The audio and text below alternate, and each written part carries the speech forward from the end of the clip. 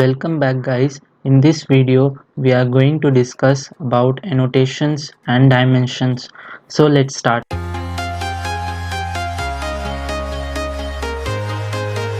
Before to start the video, if you are a beginner, check out my other videos in the I button. Now let's start. First, let me show you the Annote tab. Simply click on this tab. Here you can see the Annote tab consists of text, dimensions, center line and leader. We will discuss all these one by one. So first start with the text.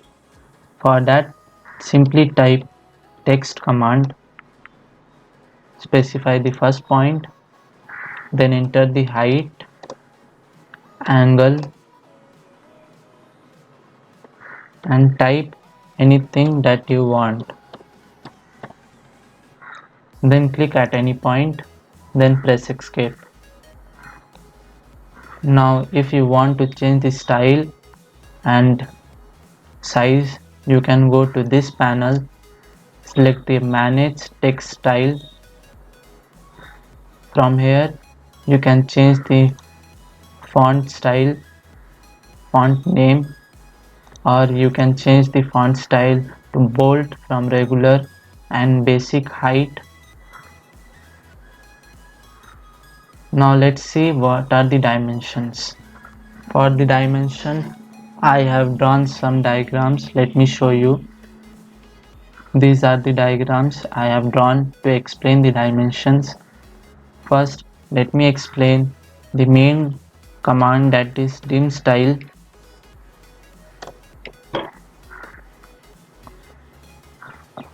From this command you can change the size and change the style of the dimension. For that simply select on the modify panel. Then from lines you can adjust the baseline spaces, color and line type, line weight. And from the symbol and arrows you can adjust the arrow size. And from the text you can adjust the text height.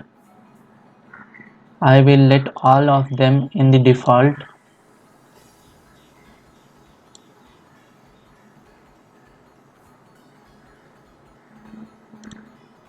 If you after that you can set current option, then close.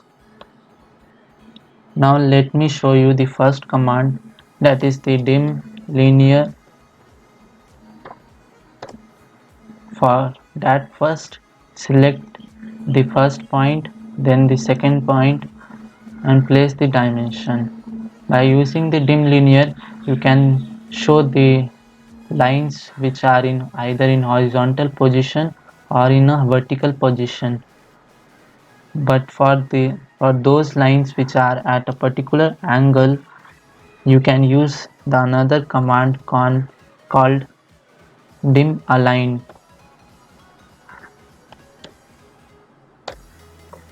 It is similar, first point, then the second point, then place the dimension. Now let's see dim arc, which is used to specify the arc length. Select the arc and specify the arc length. Now let's see how you would represent the radius of this arc. For that type dim radius,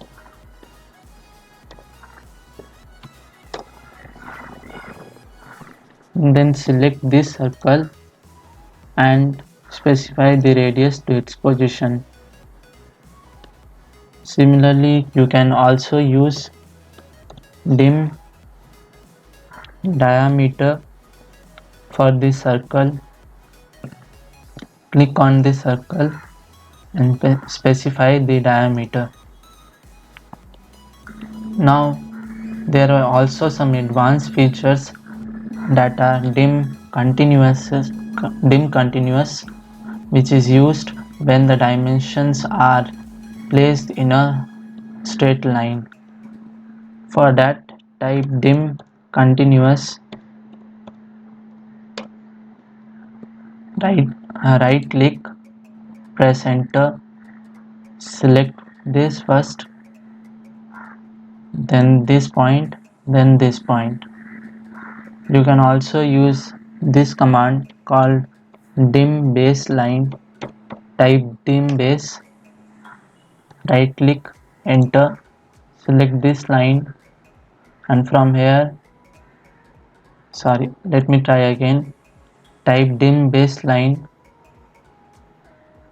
right click, enter, select this line, then you can see, and the dimensions are based from a single baseline. Now let me show you the center lines. For that, first select the center line option, select the first end line, then the second end line, and it draws the center line in between these two lines. You can also use this command for the circle. For that, select on center mark, then select the outer circle and then press enter. Now the last command we are going to see is the multi-leader. Click on this, click at any point, hold the shift,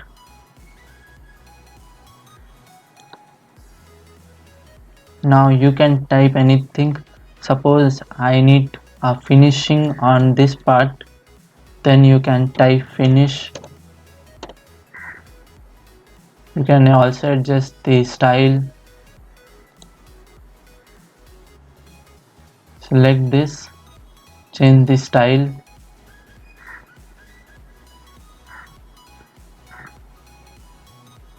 and press enter.